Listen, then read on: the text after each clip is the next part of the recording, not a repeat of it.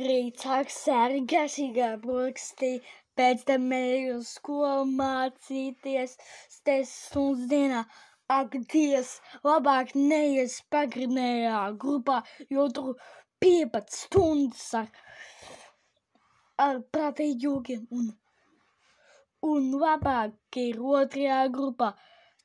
Ir pagrindā jāiet pa kreiso uz angļu valodu, bet man patīk valoda, tad eju uz labo ar otro grupu.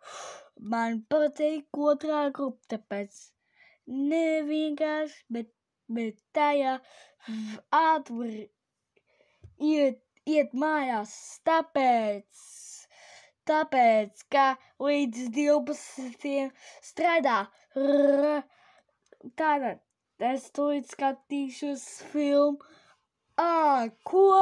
Reklāmas patiņas priekš, un tagad filma sākās.